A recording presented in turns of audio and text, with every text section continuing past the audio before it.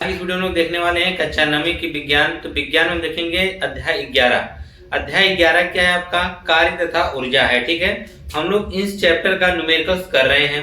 यह न्यूमेरिकल्स का तीसरा पार्ट है। ठीक है, इससे पहले हमने 2 पार्ट हमने अपलोड कर दिए हैं, जिसमें से पहले पार्ट में हमने कार्य से संबंधित जितने भी न्यूमेरिकल्स पूछे जा सकते हैं उसको बताया है। दूसरे पार्ट में हमने शक्ति अथवा सामर्थ्य से संबंधित सभी न्यूमेरिकल्स को बताया है। और तीसरा पार्ट है जो आपका ऊर्जा से संबंधित न्यूमेरिकल्स। ठीक है, इसके बाद हम आपको जो भी वीडियो ले गए उसमें सब तीनों टॉपिक जो अलग अलग करवा रखे हैं उनका सब एक ही में मिक्स करके न्यूमेरिकल्स बता देंगे। ठीक है, तो आइए हम देखते हैं कि ऊर्जा पर आधारित जो न्यूमेरिकल्स होते हैं ये किस प्रकार से हम हल करने वाले हैं। ठीक है, ऊर्जा के बारे में आप जानते ही होंगे कि किसी वस्तु के कार्य करने की जो क्षमता होती है उसे उस वस्तु की क्या कहते हैं? ऊर्जा कहते हैं।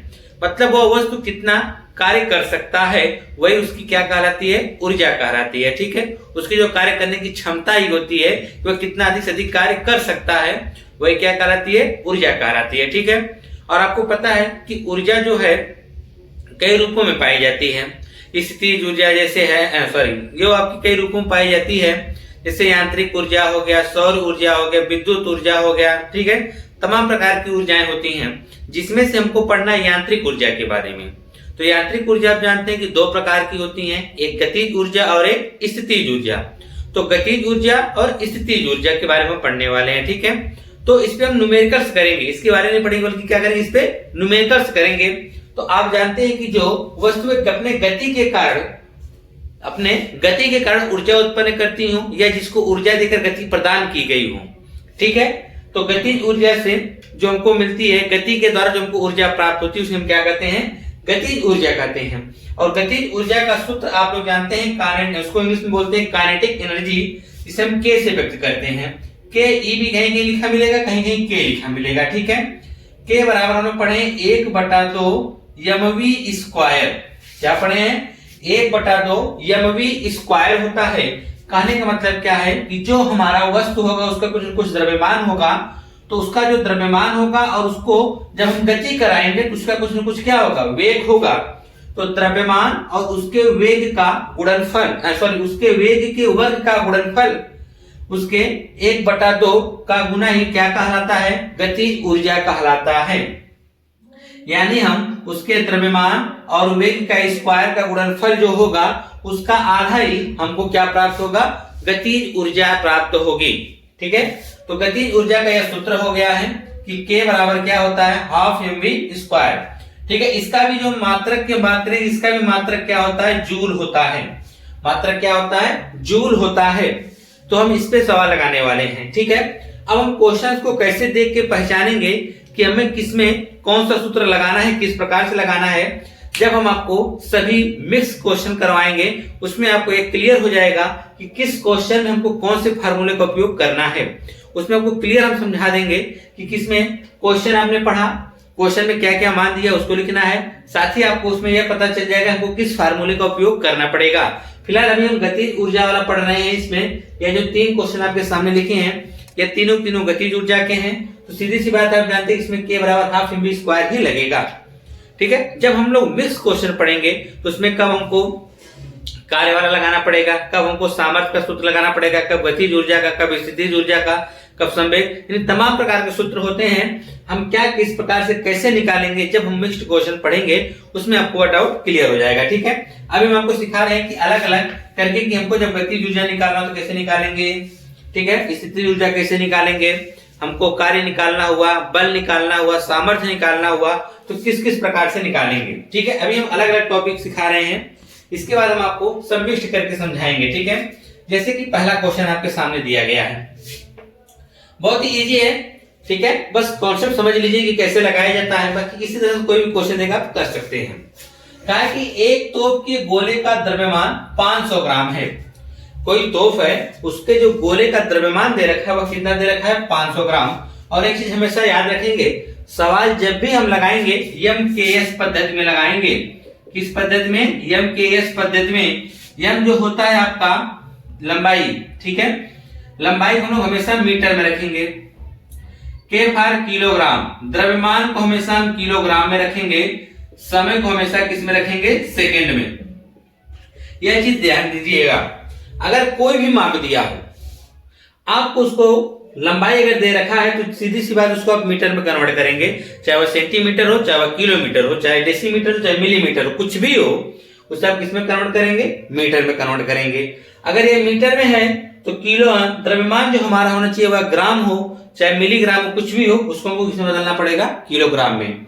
समय चाहे घंटा में हो चाहे मिनट में हो, उसको उठा के हमको किसमें बदलना पड़ेगा, सेकंड में। यानी मीटर किलोग्राम सेकंड, याद कर लीजिए सभी मात्रा किसी के रूप में होने चाहिए, तब जाके आपको न्यूमेरिकल सही होगा। ठीक है, हमेशा इसी रूप में आपको फॉर्म में करना पड़ेगा। जैसे कि हम आपके सामने यहाँ देखेंगे एक तोप के गोले का द्रव्यमान 500 ग्राम है, लिखेंगे गोले का द्रव्यमान। क्या लिखेंगे, गोले का द्रव्यमान, यानी देंगे गोले का द्रव्यमान, जिसे हम यम से व्यक्त करते हैं। यम बराबर कितना हो जाएगा, 500 ग्राम। क्या हो जाएगा, 500 ग्राम। जैसा कि हमने आपको बताया कि हमारा कोई भी द्रव्यमान रहेगा उसको हम किलोग्राम में रखेंगे, यहाँ पे तो ग्राम में दे रखा है तो किलोग्राम में बदलेंगे, हम क्या करेंगे 1000 से भाग करेंगे हमेशा। अगर वह ग्राम से किलोग्राम बनाएंगे तो 1000 से क्या करना पड़ेगा, भाग। जैसा कि आप जानते हैं कि 1 केजी बराबर जो होता है 1000 ग्राम होता है। क्या होता है, 1000 ग्राम। आपको इस ग्राम से जब किलोग्राम कन्वर्ट करना पड़ेगा, 1000 इसके कहा जाता है, बटा में आ जाता है, तो इसे हम 1000 से क्या कर देंगे, भाग। अगली लाइन में कर देते हैं, यम बराबर 500 में हम 1000 से जब भाग करेंगे तो देखिएगा 2 जीरो से 2 जीरो कट जाएगा, 5 एकम 5, 5 दूनी 10, यानी 1/2। अब यह ग्राम नहीं बल्कि क्या हो गया, किलोग्राम में कन्वर्ट हो गया। इसमें कन्वर्ट हो गया किलोग्राम में। आगे चलते हैं, यदि इसे 10 मीटर प्रति सेकंड के वेग से ऊपर की ओर फेंका जाता है, इसको हमने वेग प्राप्त करा दिया है ना, इसको गति प्रदान की गई है, तो गोले का वेग लिखेंगे। क्या लिखेंगे, गोले का वेग। गोले का वेग इसे हम व्यक्त कर देते हैं v से। किससे व्यक्त करते हैं, v से। वह कितना दे रखा है, 10 मीटर प्रति सेकंड। तो कहा है इसकी गतिज ऊर्जा तथा संवेग की गणना कीजिए। चलिए संवेग भी पूछ दिया है, कोई बात नहीं है, संवेग भी निकाल सकते हैं। तो गतिज ऊर्जा पूछा गया है तो लिख देंगे गतिज ऊर्जा। गतिज ऊर्जा यानी के बराबर आपसे पूछा है। और संवेग क्या होता है, संवेग द्रव्यमान गुणे वेग का जो गुणनफल होता है वही हमारा क्या कहलाता है, संवेग कहलाता है। तो लिखेंगे संवेग P बराबर, संवेग P बराबर भी आपको ज्ञात करना है। संवेग को हम P से व्यक्त करते हैं, यानी संवेग P बराबर mv होता है। याद रखिएगा द्रव्यमान गुणे वेग होता है। तो चलिए सबसे पहले गतिज ऊर्जा निकाल देते हैं। तो गतिज ऊर्जा के बराबर सूत्र होता है हाफ mv स्क्वायर, तो जाएगा 1/2 यम। यम का मान कितना है, 1/2, तो रख देते हैं 1/2 गुणे v स्क्वायर। v स्क्वायर का मतलब v का मान 10, तो 10 का स्क्वायर करेंगे, यानी 10 गुणे 10, यही ना, 2 पचे 10, 2 पचे 10, तो 25 जूल आएगा। क्या आएगा, 25 जूल आएगा। यानी गतिज ऊर्जा कितनी प्राप्त हुई, 25 जूल। अच्छा, दूसरा उसमें पूछा है संवेग बता दीजिए, तो लिखेंगे संवेग P बराबर, संवेग P बराबर क्या होता है, द्रव्यमान गुणे वेग। तो द्रव्यमान कितना है, द्रव्यमान है 1/2, ठीक है, गुणे v। v का मान अगर आप ध्यान से देखेंगे, v का मान तो है 10, यहाँ रख देंगे 10, 2 पचे 10। तो यहाँ पर आगे हम देखेंगे, लिखेंगे कि P बराबर हमको प्राप्त हुआ 5 एकम 5। अच्छा, इसका मात्रक क्या होगा, मात्रक यम द्रव्यमान है, तो द्रव्यमान का मात्रक क्या होता है, किलोग्राम। फिर उसके बाद क्या वेग, तो वेग का मात्रक होता है मीटर प्रति सेकंड। क्या होता है, मीटर प्रति सेकंड। तो इसका संवेग P बराबर कितना आएगा, 5 किलोग्राम मीटर प्रति सेकंड आएगा। तो यह हो गया आपका पहला क्वेश्चन, ठीक है। इसी प्रकार से हम इसका दूसरा वाला क्वेश्चन देखेंगे कि दूसरे वाले क्वेश्चन में क्या कहा है, ठीक है।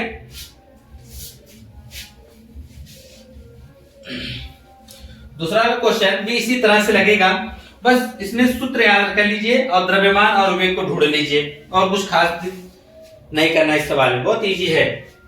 कहा है 10 किलोग्राम द्रव्यमान के एक पत्थर को ऊर्ध्वाधर फेंका जाता है एवं वह पृथ्वी की सतह से 10 मीटर की ऊंचाई तक पहुंचता है। फेंके जाते समय उसकी प्रारंभिक गतिज ऊर्जा की गणना करना है, जबकि स्मॉल g बराबर दे रखा है 10 मीटर प्रति सेकंड स्क्वायर। कहा है कि एक 10 किलोग्राम द्रव्यमान का कोई पत्थर है जिसे ऊर्ध्वाधर ऊपर की ओर फेंका जा रहा है। जी बिल्कुल फेंका जा रहा है, वो कहां, ऊर्ध्वाधर ऊपर की ओर, एवं वह पृथ्वी की सतह से 10 मीटर की ऊंचाई तक पहुंचता है। नीचे से फेंका जा रहा है 10 किलोग्राम का पत्थर, और 10 किलोग्राम का पत्थर 10 मीटर की ऊंचाई तक पहुंचता है। तो फेंके जाते समय उसकी प्रारंभिक गतिज ऊर्जा की गणना कीजिए, जिसको कितनी गतिज ऊर्जा प्रदान की गई थी, आपसे पूछा जा रहा है।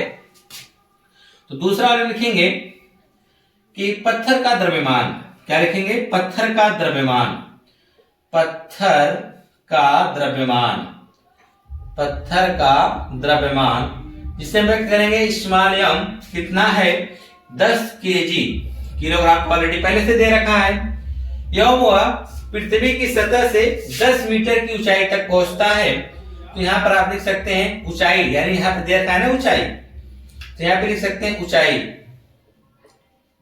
ऊंचाई h बराबर कितना है, 10 मीटर, ऊंचाई कितना है, 10 मीटर है।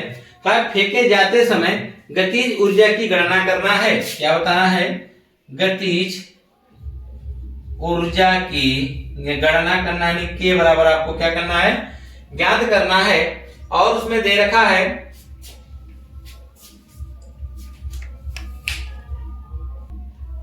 और उसके बाद हमको स्मॉल जी का भी मान दे रखा है, तो लिख देते हैं स्मॉल जी का मान जो रखा है गुरुत्वीय त्वरण, गुरुत्वीय त्वरण, चलिए गुरुत्वीय त्वरण स्मॉल जी का भी मान हमको दे रखा है, यहाँ पे हम लिख देते हैं, दे रखा है कितना, 10 मीटर प्रति सेकंड स्क्वायर। अब यह देखिए, क्या हमको यहाँ पे गतिज ऊर्जा पूछा गया है, क्या इसमें हमको यह बताया गया है कि इसका वेग कितना है, वेग तो हमको नहीं पता है, तो हमको वेग निकालना पड़ेगा। अच्छा एक चीज यह देखिए लिखा क्या है कि 10 किलोग्राम द्रव्यमान के एक पत्थर को ऊर्ध्वाधर फेंका जाता है, ठीक, एवं वह पृथ्वी की सतह से 10 मीटर की ऊंचाई तक पहुंचता है। कितनी ऊंचाई तक पहुंचता है, 10 मीटर की ऊंचाई तक। इसका मतलब वह 10 मीटर ऊपर जाने के बाद वह रुक गया, यानी उसका अंतिम वेग क्या हो गया, 0। नीचे से तो उसको वेग प्रदान किया गया, ठीक है, वह कितने वेग प्रदान किया गया कि नहीं पता है, वही तो पूछ रहा है कि प्रारंभिक गतिज ऊर्जा बता दो। लेकिन इतना जरूर पता चला है कि वह 10 मीटर की ऊंचाई तक पहुंचता है, इसका मतलब उसका अंतिम वेग क्या हो गया होगा, 0। यहाँ पे लिख देंगे अंतिम वेग, अंतिम वेग को व्यक्त करते हैं v से, वह कितना हो गया होगा, 0 मीटर प्रति सेकंड। क्या प्रारंभिक वेग पता है, नहीं पता है, यहाँ पे लिखना पड़ेगा प्रारंभिक वेग कितना रहा होगा, प्रारंभिक वेग u, यह भी हमको नहीं पता है।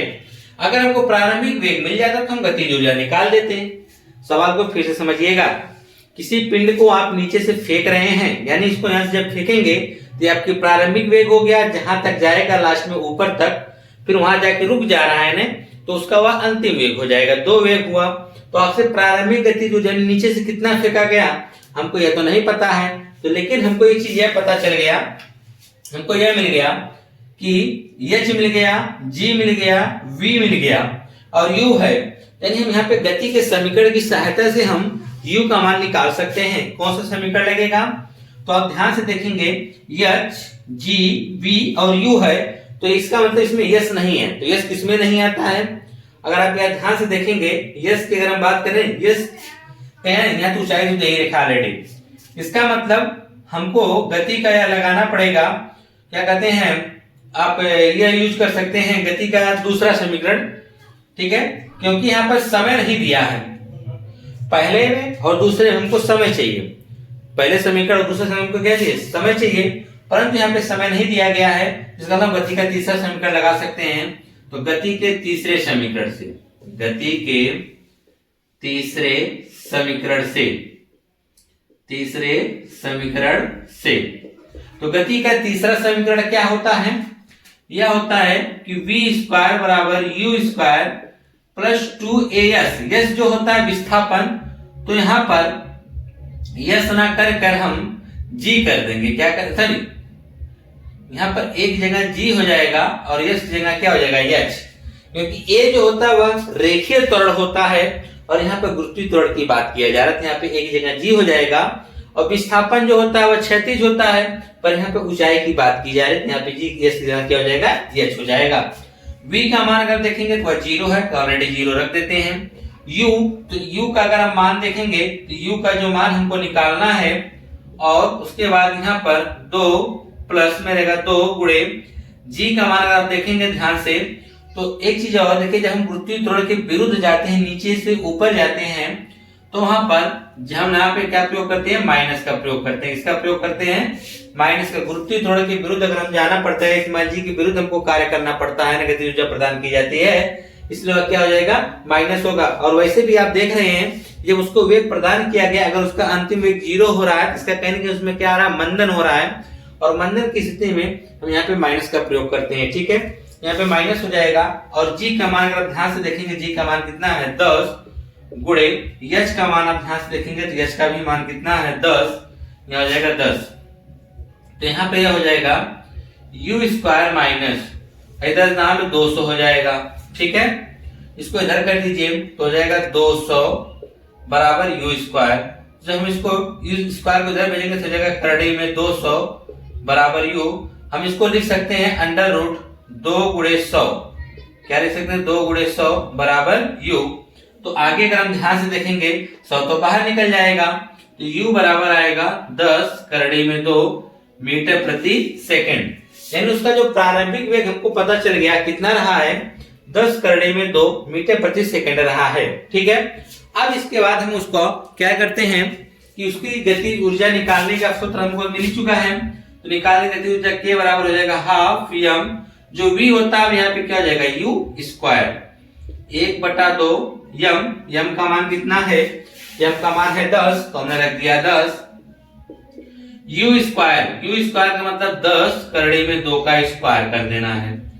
चलिए ठीक है, तो यहाँ आ जाएगा 1/2 गुणे 10 गुणे 10 का स्क्वायर करेंगे 100 हो जाएगा, कड़ी में 2 का स्क्वायर करेंगे, कड़ी खत्म 2 हो जाएगी, 2 से 2 क्या होगा, कट जाएगा, 10 का गुणा 100 में करेंगे तो आ जाएगा 1000 काइनेटिक एनर्जी। इसका मात्रक क्या हो जाएगा, जूल। यानी उसको जो प्रारंभिक गतिज ऊर्जा दी गई है वह 1000 जूल थी। कितनी थी, 1000 जूल। क्वेश्चन बहुत ही इंपॉर्टेंट है और बहुत ही बेहतरीन है, इसको फिर समझ सकते हैं आप एक बार। क्या कहा है, कहा है कि 10 किलोग्राम द्रव्यमान का एक पत्थर को ऊर्ध्वाधर फेंका जाता है।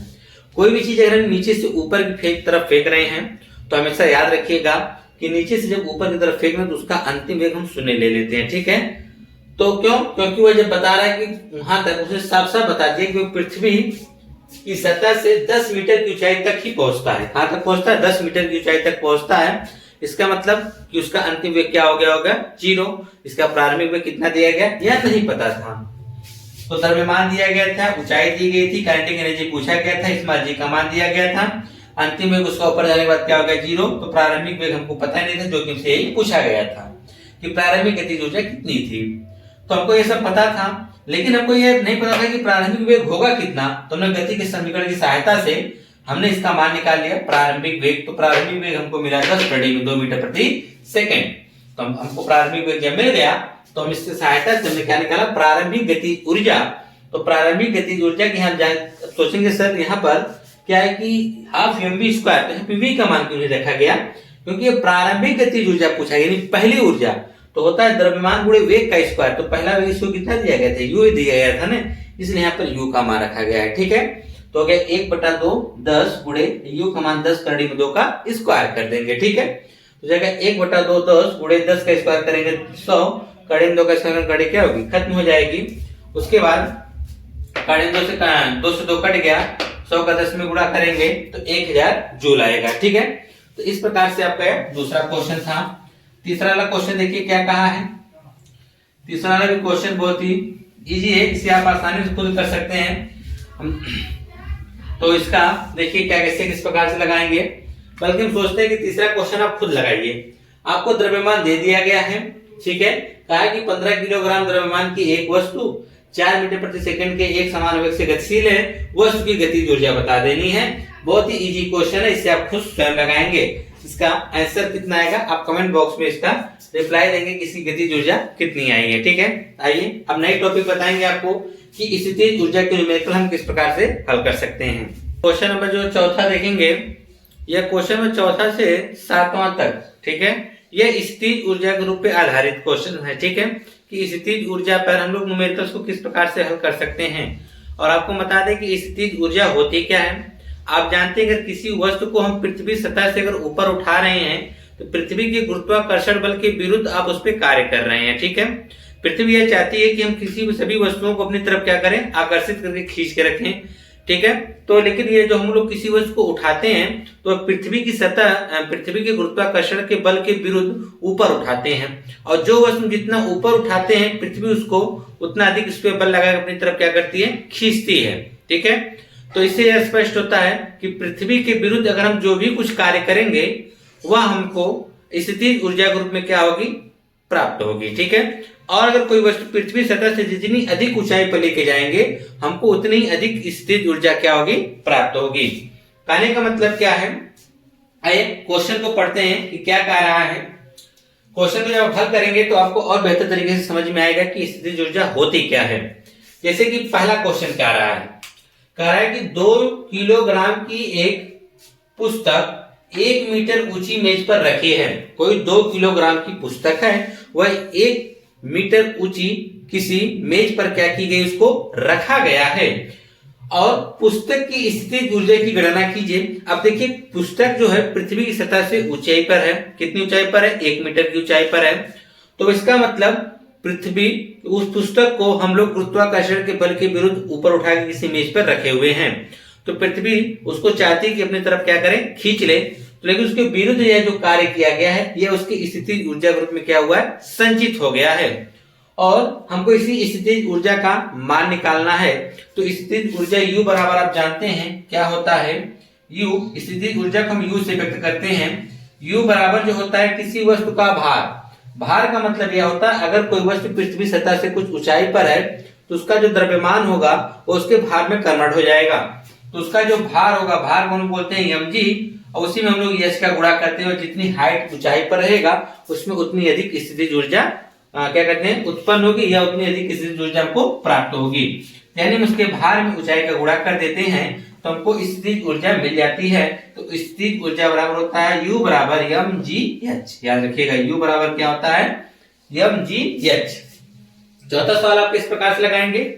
चौथे क्वेश्चन में देखिए कहा है कि 2 किलोग्राम की एक पुस्तक 1 मीटर ऊंची मेज पर रखी गई है, यानी पुस्तक का द्रव्यमान कितना दे रखा है, पुस्तक का द्रव्यमान लिख देंगे, पुस्तक का द्रव्यमान जिसे आप यम बोलेंगे वह कितना है, 2 केजी है। कितना है, 2 केजी है।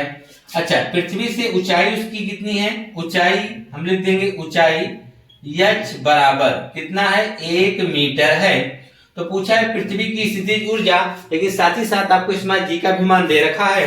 लिखेंगे गुरुत्वीय त्वरण, इसको क्या बोलते हैं, गुरुत्वीय त्वरण। गुरुत्वीय त्वरण स्मॉल g बराबर कितना दे रखा है, 9.8 मीटर प्रति सेकंड स्क्वायर।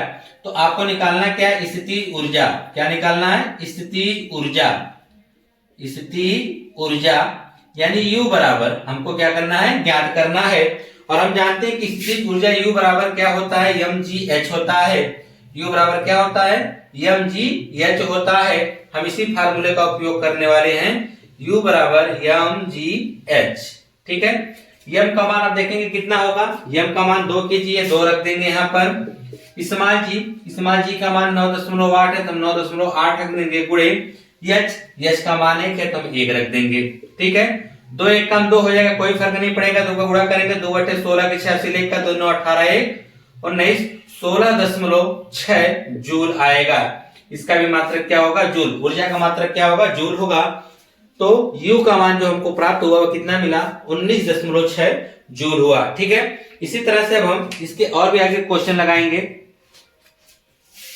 पांचवा क्वेश्चन क्या कहा है, पांचवें क्वेश्चन में कह रहा है कि 10 किलोग्राम द्रव्यमान की एक वस्तु को धरती से 6 मीटर की ऊंचाई तक उठाया गया है।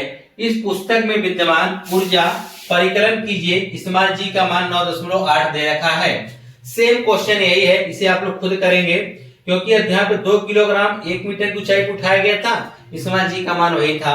तो यहाँ पर भी 10 किलोग्राम की एक पुस्तक है जो 6 मीटर की ऊंचाई तक उसको उठाया जा रहा है। इसमें स्मॉल g का मान भी आपको निकालना है, सॉरी स्मॉल g का मान दे रखा है, आपको स्थितिज ऊर्जा बतानी है।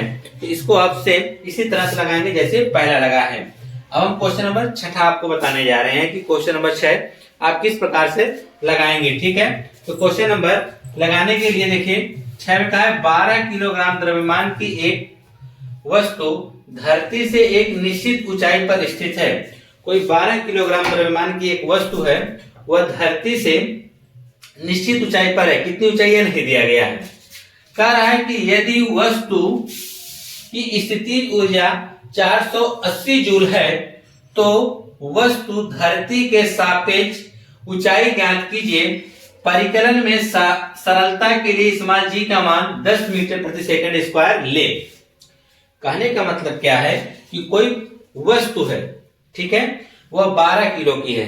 कितने किलोग्राम की है? 12 लिख सकते हैं। यहां पर वस्तु का द्रव्यमान क्या लिख देंगे? वस्तु का द्रव्यमान। तो वस्तु का द्रव्यमान m बराबर कितना होगा? 12 केजी। ठीक है, का द्रव्यमान एक निश्चित ऊंचाई पर है। यदि वस्तु की स्थितिज ऊर्जा दे रखा है, लिखेंगे स्थितिज ऊर्जा।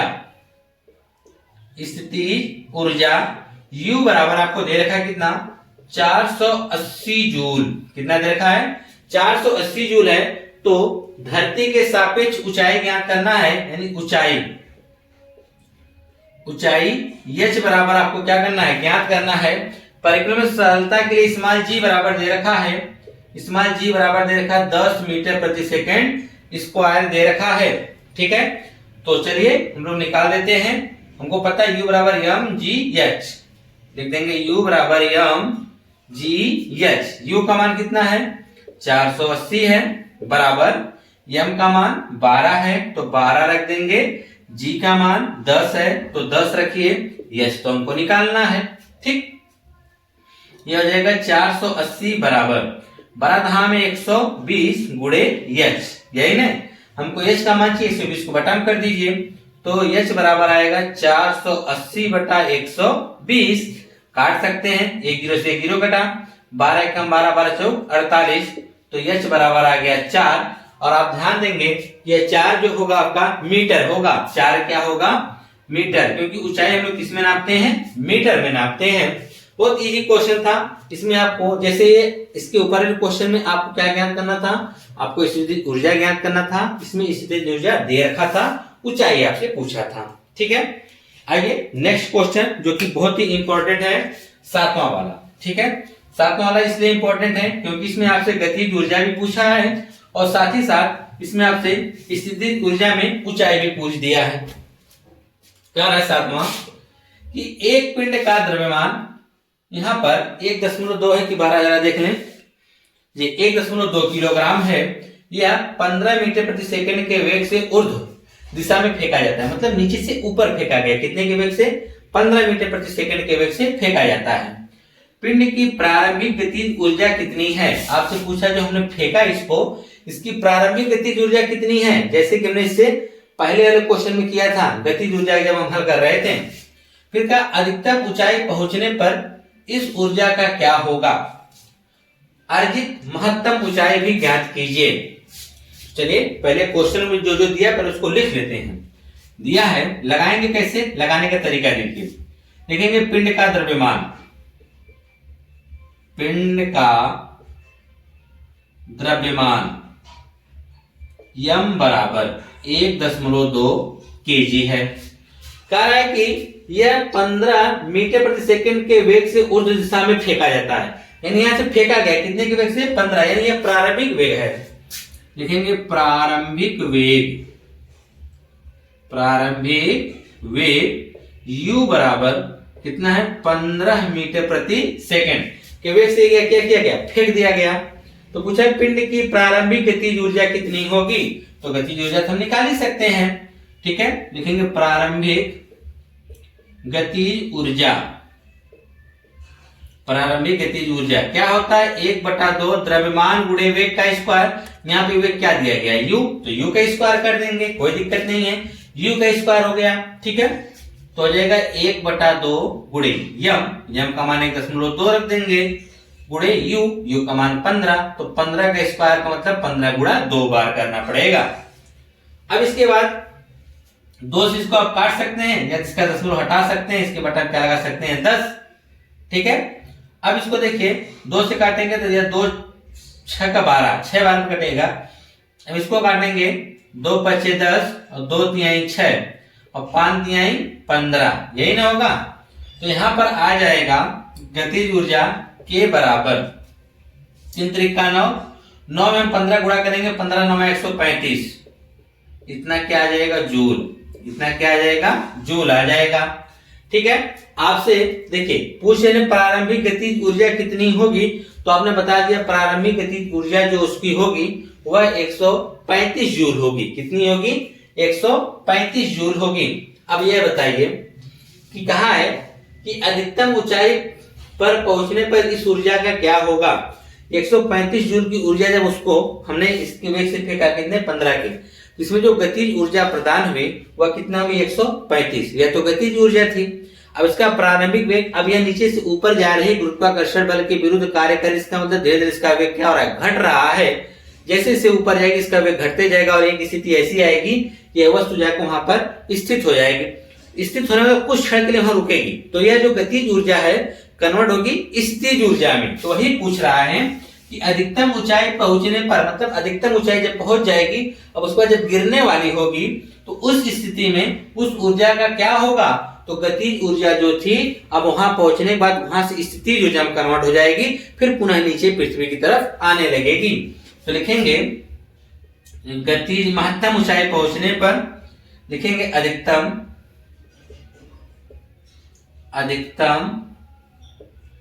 ऊंचाई पहुंचने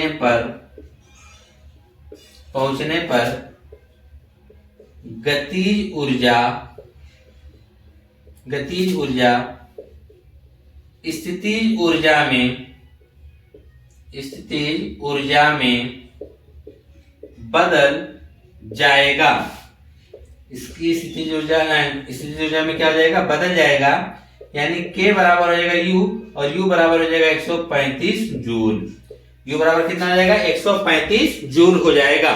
कहने का मतलब क्या है समझ लीजिए, यही आपका मार्कर जो है इसको 15 मीटर पर सेकंड के वेग से फेंका, यह ऊपर जा रही है। अब जैसे जैसे पृथ्वी के गुरुत्वाकर्षण बल के विरुद्ध ऊपर जाएगी तो धीरे धीरे इसका वेग क्या होगा, घटते जाएगा और एक समय जाएगी ऊपर जो सबसे अधिकतम ऊंचाई पहुंचेगी, और यहीं पे इसका वेग क्या हो जाएगा 0, और यहाँ कुछ क्षण के लिए रुकेगी, फिर वह पुनः क्या आने लगेगी नीचे, क्योंकि उसका वेग वहां पे जाके 0 हो गया।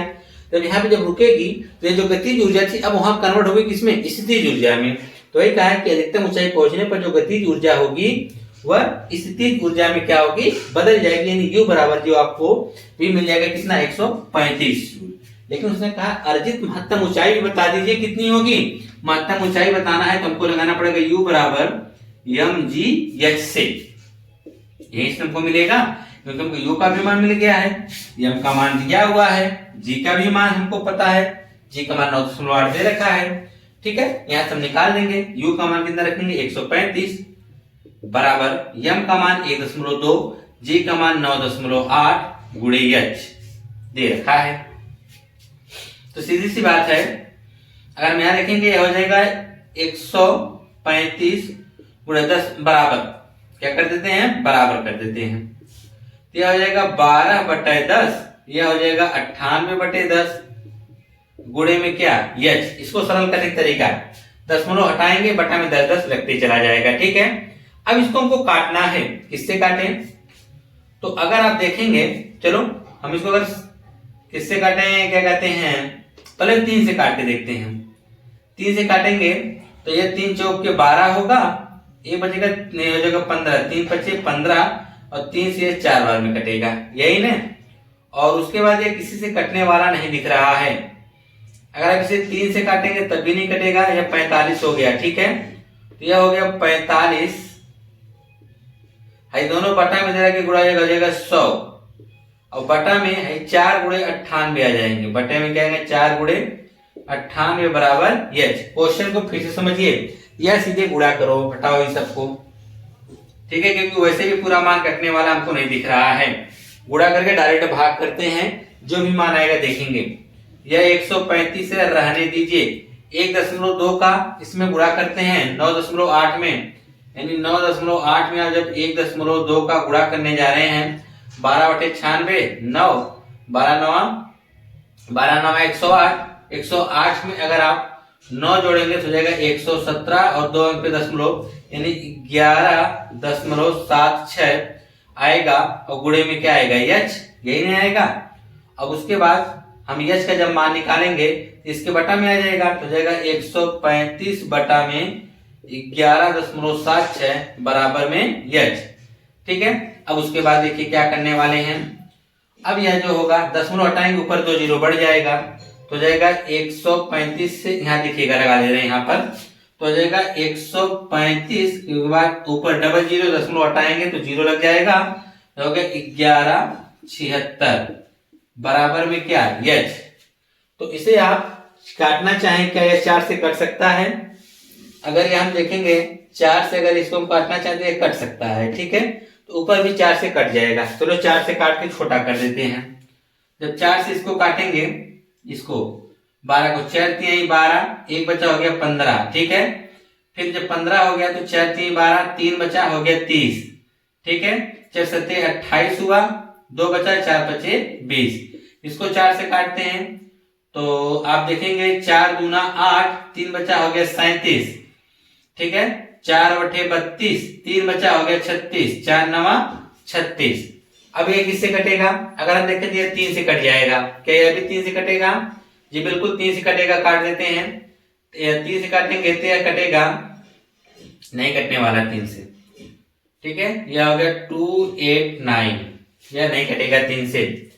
अगर हम 7 से देखें 7 3 21 फिर 7 बजे 7 चौक 28 हो जाए तब भी नहीं कटेगा। अब यह नहीं कटने वाला, उसी से डायरेक्ट हम भाग कर दें। 289 से भाग करके देखते हैं कितनी बार जाएगा। कहाँ भाग करें, इधर कर देते हैं। 289 से हमको भाग करना है 3375 में। ठीक है, एक बार लेके जाएंगे 289 यहाँ घटा देंगे, यह हो जाएगा 6 नहीं होगा, हाँ 6 होगा और यहाँ हो जाएगा 12 में से 8 घटाएंगे क्या आएगा 4। इस 5 को भी नोट कर लेंगे। तो अगर हम देखेंगे यह 300 के करीब है या 400 500 एक ही बार फिर जाएगा। 289 घटा देंगे, यहाँ आएगा 6, यहाँ हो जाएगा 5, आ जाएगा 7 1 दशमलव लगाएंगे 0 बढ़ाएंगे। ठीक है, हमको लग रहा है कि यहाँ 2 है यानी 300 करीब है यह, और यह 17। तो 3 से अगर हम 17 भाग करेंगे लगभग 5 बार जाना चाहिए। कितनी बार जाना चाहिए? 5 बार। तो चलिए 5 बार ट्राई करते हैं। 5 9 45 के 5 हासिल 4 का और 5 बचे 40 4 44 के 4 हासिल 4 का 5 दूनी 10 4 14। ठीक है, लगभग 11.5 आया। कितना आया? 11.5 बार लेके जाओ, क्या फालतू उसमें हम लोग करेंगे।